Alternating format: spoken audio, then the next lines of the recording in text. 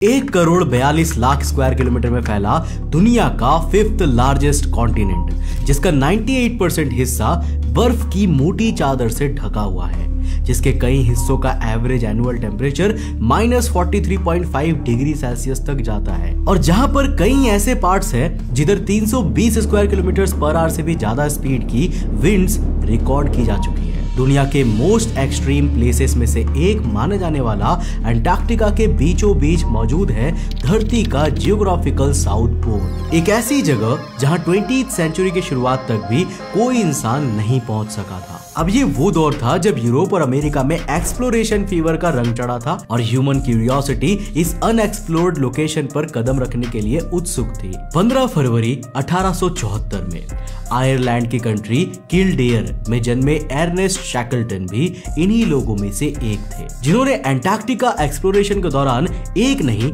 बल्कि 3 बार मौत को चकमा दिया था। देखो, शैकलटन का ना बचपन से ही पढ़ाई में कुछ खासा मन नहीं लगता था। उन्हें शौक था एडवेंचर्स करने का, ऐसी चीजों को खोजने का जिसके बारे में कोई भी पहले ना जानता हो। अब एडवेंचर्स के प्रति यही प्यार शैकलटन को समुद्र तक खींच लाया और सिर्फ 16 साल की उम्र में वो मर्चेंट नेवी में शामिल हो जाते हैं। यहाँ से शैकलटन ने समुद्र की हार्श रियलिटीज को जाना और उन्हें फेस करने के लिए खुद को तैयार किया। अब जैसा कि मैं आपको ऑलरेडी बता चुका हूँ, उस समय एक्सप्लोरेशन का क्रेज सारी हदें पार कर रहा था और अंटार्कटिका को एक्सप्लोर करने की होड़ तो ऐसी थी कि हिस्ट्री में उस दौर को heroic age of Antarctica exploration कहा जाता है। अब ऐसे में हमारे अर्नेस्ट भैया पर भी अंटार्कटिका को एक्सप्लोर करने का भूत सवार था और उन्हें ये मौका साल 1901 में मिलता है, जब रॉबर्ट फैल्कन स्कॉट की लीडरशिप में ब्रिटेन अंटार्कटिका को एक्सप्लोर करने के लिए डिस्कवरी एक्सपीडिशन को भेजती है। इस एक्सपीडिशन का गोल था वो हासिल करना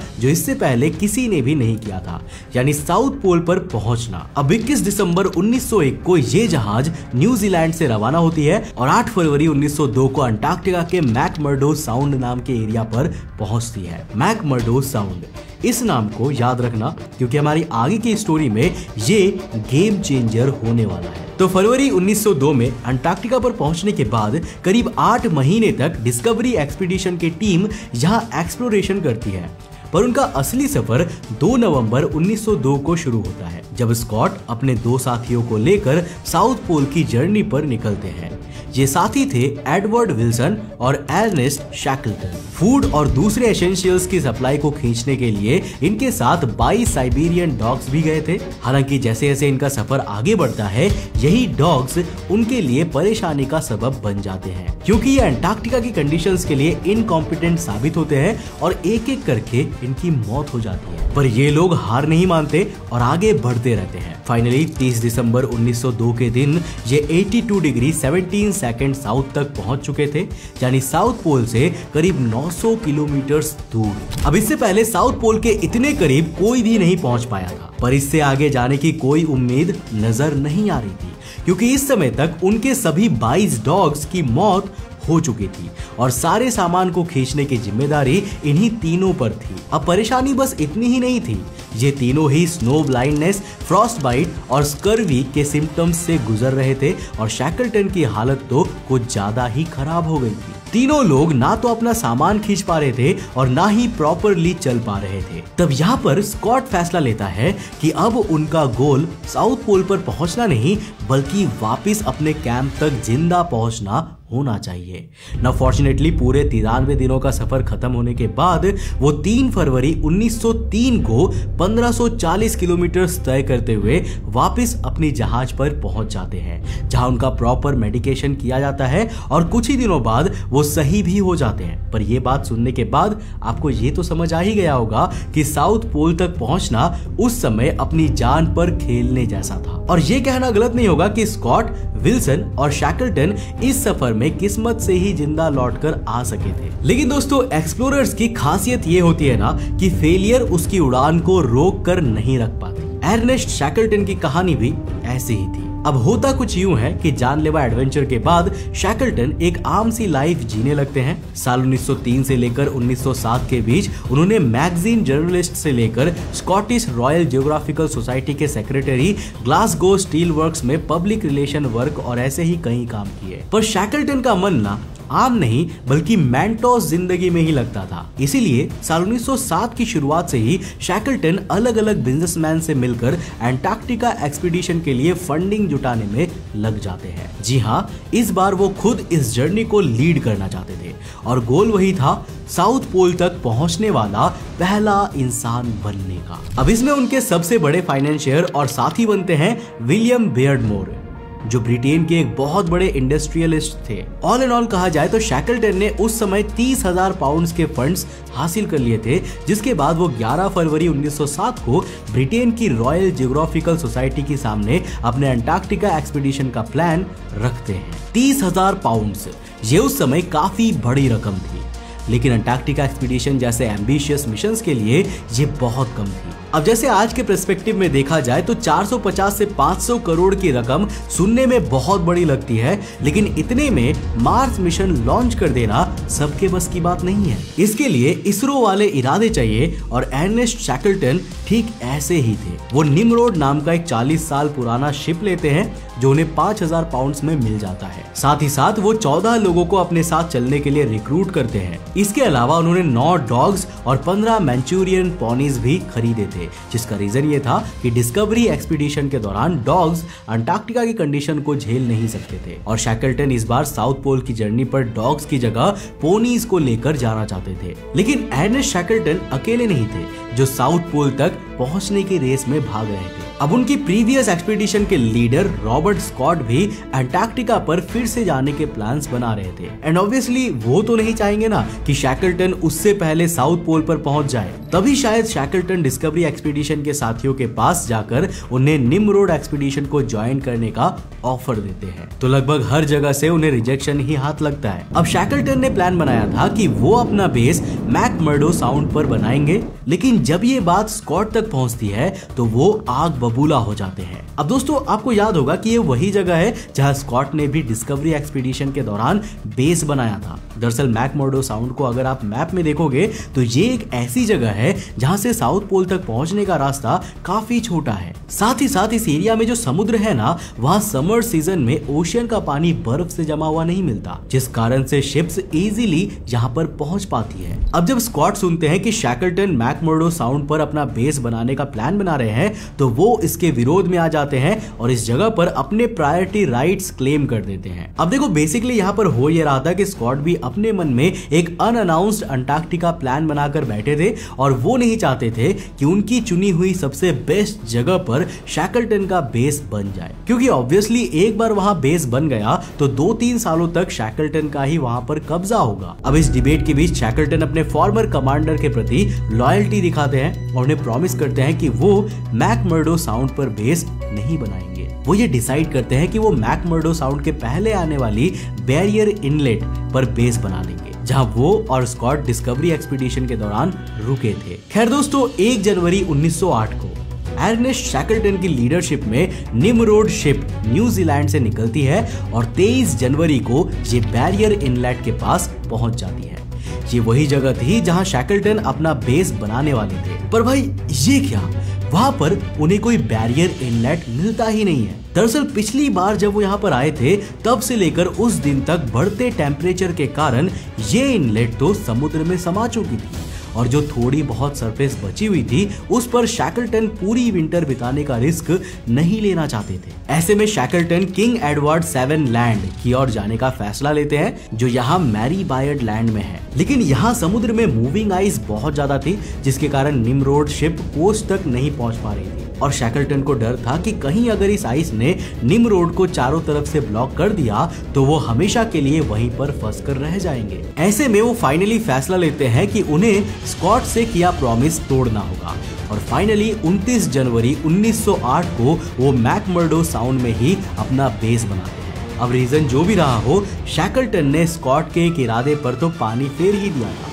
पर क्या वो साउथ पोल तक पहुंच पाए थे? वेल दोस्तों, इसके पहले कि हम अर्नेस्ट शैकलटन की journey to the south pole पर बात करें, इस एक्सपीडिशन के एक और इम्पोर्टेंट पार्ट को जान लेते हैं, जो था माउंट एरेबस को क्लाइम करना। अब दोस्तों आपको बता दूं कि माउंट एरेबस अंटार्कटिका का सदर्न मोस्ट एक्टिव वॉल्केनो है और इस कॉन्टिनेंट का सेकंड हाईएस्ट वॉल्केनो भी है, जिसकी हाइट 3792 मीटर्स है। अब मार्च के महीने में शैकलटन और उनके साथी माउंट एरेबस पर सक्सेसफुली क्लाइम करते हैं और ऐसा करने वाले पहले इंसान बन जाते हैं। इसके बाद अंटार्कटिका में विंटर्स का समय आ जाता है और इस एक्सपीडिशन को पूरी तरह से रोक दिया जाता है। आपको बता दूं कि अंटार्कटिका में विंटर्स मार्च से लेकर अक्टूबर के बीच में आती है। बेसिकली सदर्न हेमिस्फीयर में जो एरियाज है वहाँ का मौसम नॉर्दर्न हेमिस्फीयर में रहने वाले हम लोगों से ऑपोजिट चलता है। मतलब जब अपने यहाँ पर गर्मी होती है तो वहाँ पर ठंड का मौसम चलता है। अंटार्कटिका में विंटर्स के खत्म होने के बाद 29 अक्टूबर 1908 को अर्नेस्ट शैकलटन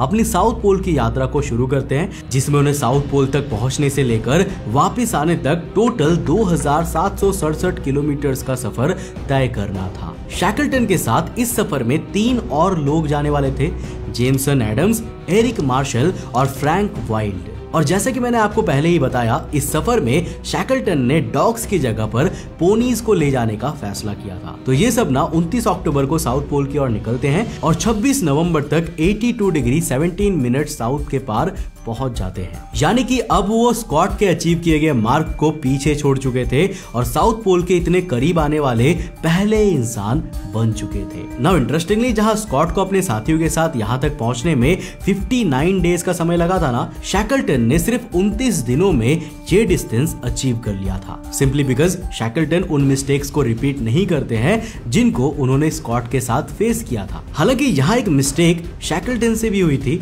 और वो मिस्टेक थी अपने पोनीज पर भरोसा करने की, क्योंकि 7 दिसंबर 1908 तक उनके सारे पोनीज मर जाते हैं। इसके बाद तो भाई उन्हें अपना सारा सामान भी खुद ही खींचना पड़ रहा था और 31 दिसंबर तक तो ये हाल हो चुकी थी कि शैकलटन अपनी डायरी में इसे अपनी जर्नी का हार्डेस्ट डे बताते हैं। 1 जनवरी 1909 तक ये लोग 87 डिग्री 6.5 सेकंड साउथ तक पहुंच चुके थे, जो ऑब्वियसली पिछले रिकॉर्ड से काफी ज्यादा था। पर शैकलटन ना अभी भी साउथ पोल तक जाना चाहते थे, लेकिन 4 जनवरी 1909 तक शैकलटन को समझ आ जाता है कि भाई उनसे ये तो नहीं हो पाएगा। अब रीजन ये था कि अगर वो और ज्यादा आगे जाते तो वापस लौटने में भी उन्हें उतना ही ज्यादा समय लगने वाला था और इतने लंबे समय के लिए उनके पास खाना ही नहीं था। क्योंकि देखो, जिंदा रहेंगे तो रिकॉर्ड बाद में भी बना सकते हैं। तो शैकलटन यहाँ फाइनली डिसाइड करते हैं कि साउथ पोल तक जाने का गोल रहने दो, हम साउथ पोल के 100 माइल्स क्लोज तक जाने वाले पहले इंसान बन जाते हैं। 9 जनवरी 1909 को ये लोग अपना टारगेट कंप्लीट करते हैं और 88 डिग्री 23 सेकंड साउथ तक पहुंच जाते हैं, जो साउथ पोल से 97.5 माइल्स यानी कि करीब करीब 157 किलोमीटर ही दूर था। जहां तक आने में उन्हें 73 डेज का समय लग चुका था और उन्हें वापस महज 50 दिनों में पहुंचना था। अब रीजन ये था कि शैकलटन ने आते समय ये क्लियर ऑर्डर्स दिए थे कि वो वापस लौटे ना लौटे, 1 मार्च को निमरोड वापस लौट जाना चाहिए। ऐसा इसीलिए क्योंकि जैसा मैंने आपको पहले ही बताया, मार्च के महीने से अंटार्कटिका विंटर्स शुरू हो जाती है और अगर निमरोड समय पर ना लौटती तो बेस कैंप में मौजूद लोगों को अंटार्कटिका में एक और विंटर सीजन बिताना पड़ता, जिसके लिए उनके पास खाने का पर्याप्त सामान भी मौजूद नहीं था। अब इन 4 लोगों के लिए सारे क्रू की जान खतरे में तो डाली नहीं जा सकती थी, लेकिन अगर इन चारों को अपनी जान बचानी थी तो 1 मार्च के पहले कैसे भी करके अपने बेस कैंप तक पहुंचना जरूरी था। हालांकि देखो, ये सफर ना इतना आसान नहीं होने वाला था। चारों लोग तेजी से डिस्टेंस को कवर कर रहे होते हैं कि 28 जनवरी को उनकी रिटर्न जर्नी में पहला ब्रेक लग जाता है। दरअसल फ्रैंक वाइल्ड को डिसेंट्री हो जाता है, जिसके कारण वो बिस्किट्स के अलावा कुछ भी डाइजेस्ट नहीं कर पा रहे थे और प्रॉब्लम ये थी कि बिस्किट्स ही उनके पास सबसे कम सप्लाई में थे। ऐसे में अर्नेस्ट शैकलटन अपनी लीडरशिप क्वालिटीज दिखाते हैं और हर दिन अपने हिस्से का बिस्किट फ्रैंक को देने लगते हैं। शैकलटन की इस जेस्चर के बारे में फ्रैंक अपनी डायरी में लिखते हैं कि अपने हिस्से का वो एक बिस्किट जो शैकलटन उन्हें देते थे ना, उस जेस्चर को वो कभी भी भूल नहीं सके थे, क्योंकि उस कंडीशन में उनके लिए उस बिस्किट की कीमत हजारों पाउंड से भी ज्यादा की थी। अब इसके कुछ ही दिनों बाद शैकलटन की पूरी टीम ही एंटेरिटीज का शिकार हो जाती है। ये एक इन्फेक्शन होता है जिसमें हमारी स्मॉल इंटेस्टाइन फूल जाती है और ऐसा उन लोगों के साथ मरे हुए पोनीज के मीट खाने के कारण हो रहा था। हालांकि यहाँ इन्फेक्शन के बावजूद उन्हें कैसे भी करके आगे बढ़ना पड़ता है, क्योंकि रुकने का मतलब था अंटार्कटिका की ठंड में मौत का सामना करना। लेकिन ये सफर इतना कठिन था ना कि शैकलटन इसके बारे में लिखते हैं कि हार्ड स्नो पर कदम रखते ही उनकी हड्डियों में दर्द हुआ करता था और अब तो खाना भी इतना कम बचा था कि शायद उन्हें कुछ दिन भूखा भी रहना पड़ जाए। पर फॉर्चुनेटली ऐसा नहीं होता। 23 फरवरी को ये लोग ब्लफ डिपोट पर पहुंचते हैं, जो बेसिकली उनका बनाया हुआ एक स्टॉपेज होता है। यहाँ पर बेस कैंप में मौजूद उनकी टीम ने कुछ खाने की सप्लाईज आकर रख दी थी, ठीक वैसी ही सिचुएशन के लिए जिसमें अभी ये चारों लोग फंसे हुए थे। अब खाने की प्रॉब्लम तो सॉल्व हो जाती है, लेकिन 26 फरवरी को आए एक तूफान के कारण वो पूरा दिन ये लोग कोई भी मूवमेंट नहीं कर पाते। 27 फरवरी को ये लोग अपने बेस कैंप से 61 किलोमीटर की दूरी पर थे, जो वैसे तो इतनी ज्यादा नहीं थी, लेकिन चारों की हालत बेहद ही खराब हो चुकी थी। इनफैक्ट मार्शल तो जमीन पर गिर जाते हैं और उनमें आगे बढ़ने की शक्ति ही नहीं बचती। ऐसे में शैकलटन फैसला लेते हैं कि एडम्स यही मार्शल के साथ रहेंगे और शैकलटन और फ्रैंक भागते हुए जाकर शिप को रोकेंगे। पूरे 2 दिन तक ये दोनों फुल स्पीड में कैंप की ओर बढ़ते हैं, लेकिन 1 मार्च को जब ये पहुंचते हैं तो इन्होंने देखा कि उनके सारे साथी तो ऑलरेडी जा चुके हैं। अब इस पल उनकी उम्मीद कैसे टूटी होगी आप खुद सोच सकते हो। पर उम्मीद की किरण तब फिर से जगती है जब शैकलटन दूर समुद्र में निमरॉड शिप को जाते हुए देखते हैं। वो तुरंत वहां मौजूद कुछ चीजों में आग लगाते हैं, जिससे कि काला धुआं पैदा होता है। एंड फॉर्चुनेटली निमरोड का क्रू इस धुएं को देख लेता है और वापस उन्हें लेने के लिए आ जाता है। अगले 2 दिनों में शैकलटन के टीम मेंबर्स एडम्स और मार्शल को रेस्क्यू कर लेते हैं और फिर ये लोग वापस लौट जाते हैं। इस तरह अपनी दूसरी अंटार्कटिका जर्नी में भी अर्नेस्ट शैकलटन मौत के मुंह से निकलकर वापस आ जाते हैं। लेकिन दोस्तों इस बार उनके नाम साउथ पोल के सबसे करीब पहुंचने का रिकॉर्ड हो चुका था। अब ये कितनी बड़ी अचीवमेंट थी इसे आप इसी बात से समझ सकते हो कि 10 जुलाई 1909 को जब वो इंग्लैंड पहुंचे तो किंग एडवर्ड 7 खुद उन्हें रिसीव करने आए थे। पर क्या वो कभी साउथ पोल तक पहुंचने का अपना सपना पूरा कर पाए थे? वेल दोस्तों ऐसा कभी नहीं हो सका, क्योंकि 14 दिसंबर 1911 को नॉर्वे के एक्सप्लोरर रोवाल्ड एमिटसन ये पहले ही अचीव कर लेते हैं। इनफैक्ट शैकलटन के फॉर्मर कमांडर रॉबर्ट स्कॉट भी इसी समय पर टेरा नोवा एक्सपीडिशन लेकर वहां पर गए हुए थे और वो साउथ पोल पर पहुंच भी जाते हैं। पर वहां पर जाकर उन्हें ये पता चलता है कि एमिटसन तो उनसे 34 दिन पहले ही वहां अपना झंडा गाड़ चुके थे। ऐसे में शैकलटन अपनी अगली अंटार्कटिका यात्रा के गोल को भी बदल देते हैं। दिसंबर 1913 को वो अनाउंस करते हैं कि इस बार वो चलते हुए पूरे अंटार्कटिका कॉन्टिनेंट को पार करेंगे, जो लिटरली बेहद ही डिफिकल्ट टास्क था, और इसका नाम वो इंपीरियल ट्रांस अंटार्कटिका एक्सपीडिशन रखते हैं। अब इस मैप में आप उनके प्लान किए गए रास्ते के बारे में देख सकते हो। वो यहाँ पर साउथ जॉर्जिया से निकलकर वेडल सी के थ्रू अंटार्कटिका में एंटर होने वाले थे और पूरे अंटार्कटिका को पार करके मैकमर्डो साउंड से निकल जाने वाले थे। पर अब आप कहोगे कि भाई कुछ सालों पहले तो उनसे मैकमर्डो साउंड से साउथ पोल तक नहीं पहुंचा जा रहा था और अब पूरा कॉन्टिनेंट ही पार करने की बात कर रहे हैं। तो देखो शैकलटन ने इस बार जबरदस्त प्लान तैयार किया था। इस बार ना उनके एक्सपीडिशन में एक नहीं बल्कि 2 जहाज जाने वाली थी, एंड्योरेंस और अरोरा। एंड्योरेंस शिप शैकलटन समेत 6 लोगों को साउथ जॉर्जिया से वेडल सी के थ्रू अंटार्कटिका लाएगी और वो अपनी जर्नी को शुरू कर देंगे। इसके कुछ दिनों बाद अरोरा शिप, जिसको कैप्टन एनिस मैकिंटॉश लीड करेंगे, वो मैकमर्डो साउंड पर पहुंचेंगे और यहाँ ऑपोजिट साइड में ट्रैवल करना शुरू करेंगे। इनका काम होगा मेन पार्टी जिसे शैकलटन लीड कर रहे हैं उन्हें फूड और दूसरे एसेंशियल्स को सप्लाई करना, जिससे शैकलटन की पार्टी को रास्ते के बीच में कोई भी प्रॉब्लम ना आए। अब एक्सपीडिशन शुरू होता है और 5 नवंबर 1914 को एंड्योरेंस शिप साउथ जॉर्जिया पर पहुंचती है। कंफ्यूजन को अवॉइड करने के लिए बता दो कि साउथ जॉर्जिया अटलांटिक ओशन में एक छोटा सा आइलैंड है। अब यहाँ पर ग्राइट वीकेंड नाम का एक वेलिंग स्टेशन हुआ करता था, जहाँ शैकलटन पूरे 1 महीने तक रुकते हैं और आगे के सफर की प्लानिंग करते हैं। और दोस्तों 5 दिसंबर 1914 को जाकर वो वेडल सी में अपने सफर की शुरुआत करते हैं। पर सिर्फ 2 दिन बाद शैकलटन ने समुद्र में जो देखा वो इनकी आगे की जर्नी को ऑलमोस्ट इम्पॉसिबल बनाने वाला था। समुद्र में पैक आइस तैर रही थी जो धीरे धीरे शिप को चारों ओर जमाती जा रही थी। दरअसल अंटार्कटिका जैसे ठंडे इलाकों के पास समुद्र में कई जगह पानी के ऊपर बर्फ के टुकड़े तैरते रहते हैं जो शिप्स के अराउंड जम जाते हैं और वो आगे नहीं बढ़ पाती। इन्हें ही पैक आइस कहा जाता है। तो शैकलटन को लगता है कि कुछ दूरी पर जाने के साथ ना ये पैक आइस उनका साथ छोड़ देगी, पर ऐसा होता नहीं है। जिस सफर को पूरा होने में कुछ दिन लगने वाले थे वो कई महीनों में कंप्लीट नहीं हो पाता है। दिसंबर से फरवरी आ जाती है पर पैक आइस उनकी शिप का पीछा नहीं छोड़ती। ये आइस इतनी सख्त हो चुकी थी कि अब तो एंड्योरेंस थोड़ा बहुत भी आगे नहीं बढ़ पा रहा था। वो अपने क्रू मेंबर्स को आइस चीसेस और सॉज लेकर बर्फ को काटने के लिए भी भेजते हैं पर पैक आइस की लेयर्स पर कोई भी फर्क नहीं पड़ता। तब शैकलटन रियलाइज करते हैं कि अब तो मार्च आने वाला है, यानी एक और अंटार्कटिका विंटर, और जब समर में ये आइस नहीं पिघली तो विंटर में तो क्या ही पिघलने वाली है। ऐसे में वो पूरी विंटर शिप पर बिताने का फैसला लेते हैं। अब अगले कम से कम 4 महीने के लिए तो एंड्योरेंस शिप और इसका सारा क्रू बीच समुद्र में ही फंस चुका था, लेकिन अभी तो एक और खतरा इनका इंतजार कर रहा था।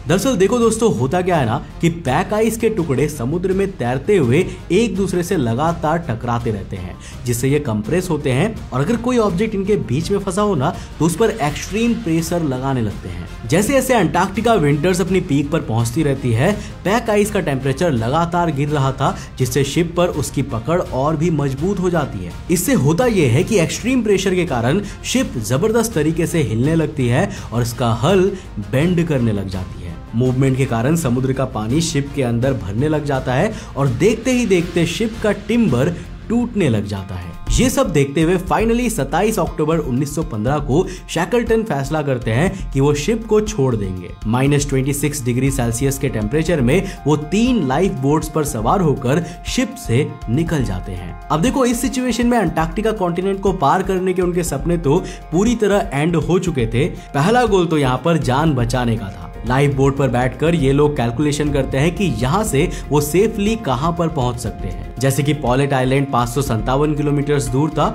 और स्नो हिल आइलैंड 500 किलोमीटर दूर था। फ्रैंक वॉर्सली जो एंड्योरेंस शिप का कैप्टन थे, उनका मानना था कि हमें यहाँ से कहीं भी नहीं जाना चाहिए। बेसिकली जस्ट अपनी लाइफ बोट पर बैठे रहो और इंतजार करो कि आइस उन्हें ड्रिफ्ट करती हुई ओपन वाटर्स की ओर ले जाएगी, यानी कि ऐसे पानी में जहाँ कोई आइस नहीं होगी। लेकिन शैकलटन का मानना था कि उन्हें आगे बढ़ने की कोशिश करते रहना चाहिए।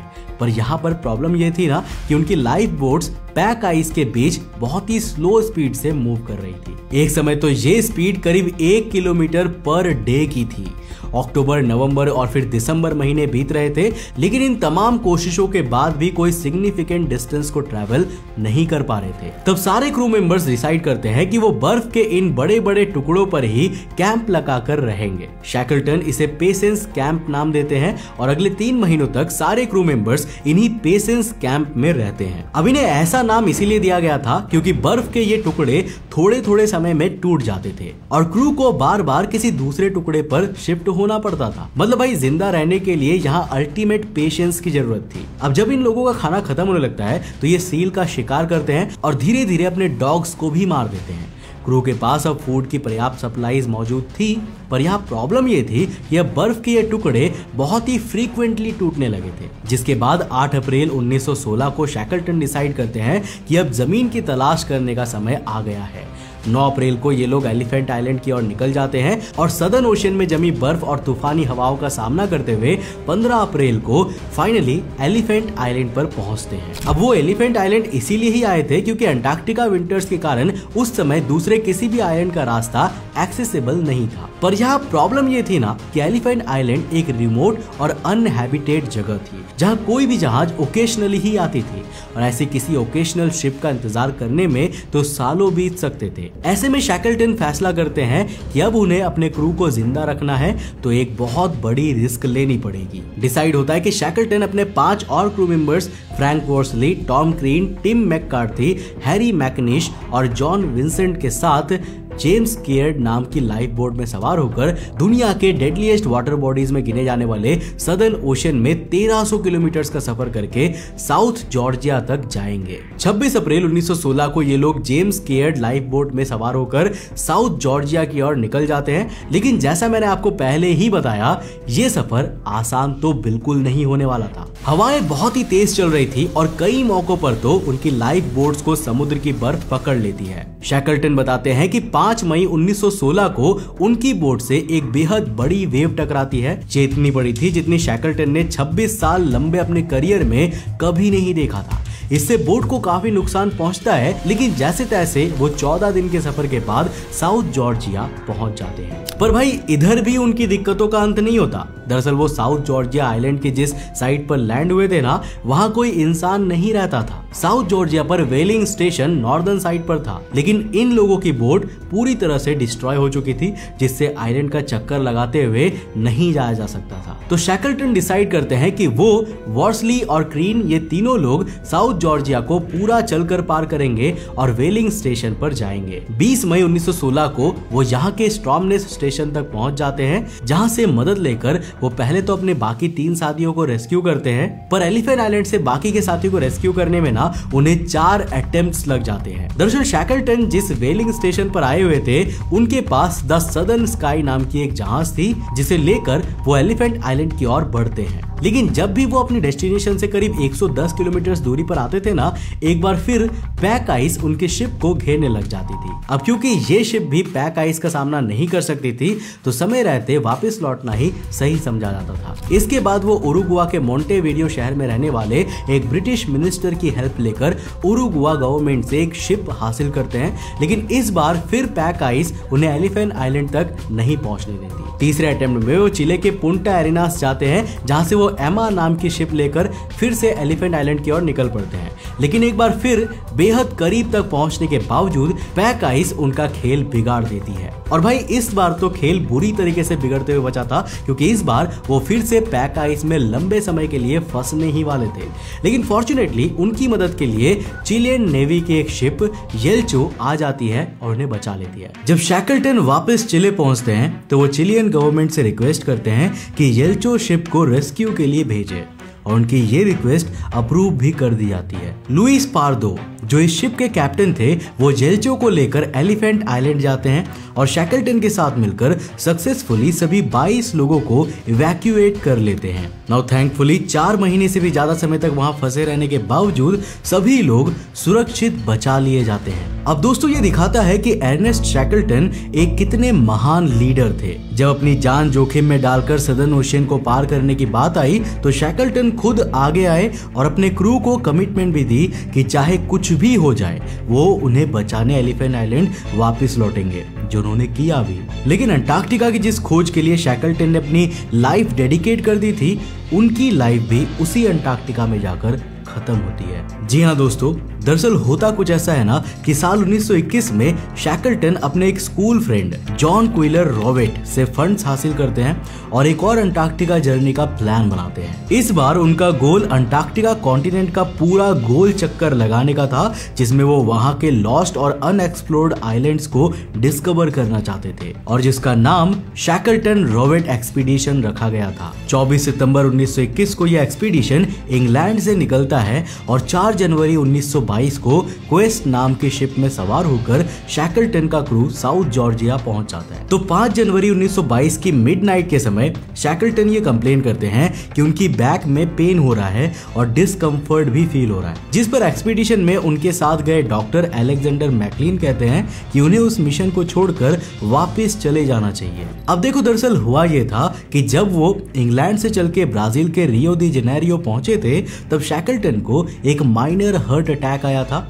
और उनकी तबीयत काफी खराब हो गई थी। पर इतनी सारी फंडिंग लेकर शैकलटन पीछे हटना नहीं चाहते थे, इसलिए जब उन्हें बैक पेन और डिस्कम्फर्ट होता है तो वो मैकलिन के समझाने के बावजूद कहते हैं कि तुम हमेशा मुझे गिव अप करने की ही सलाह देते हो, जो मैं कभी नहीं करना चाहता। पर देखो, मैकलिन यहाँ सही साबित होते हैं, क्योंकि इसके कुछ ही पलों बाद सुबह के 2:50 पर अर्नेस्ट शैकलटन को एक हार्ट अटैक आता है और उनकी मौत वहीं पर हो जाती है। जो इंसान 3 बार अंटार्कटिका में मौत के मुंह से बाहर निकला था, इस बार अंटार्कटिका में घुसने से पहले ही किस्मत ने उसकी जान ले ली। वैसे आपको अर्नेस्ट शैकलटन की ये इनक्रेडिबल स्टोरी कैसी लगी, मुझे नीचे कमेंट सेक्शन में लिखकर जरूर बताना। दोस्तों, वीडियो पसंद आया, कुछ नया सीखने को मिला तो इस वीडियो को लाइक करने के साथ साथ अपने दोस्तों के साथ जरूर शेयर करना। मैं मिलता हूं आपको नेक्स्ट एपिसोड के साथ, तब तक के लिए बाय, जय हिंद।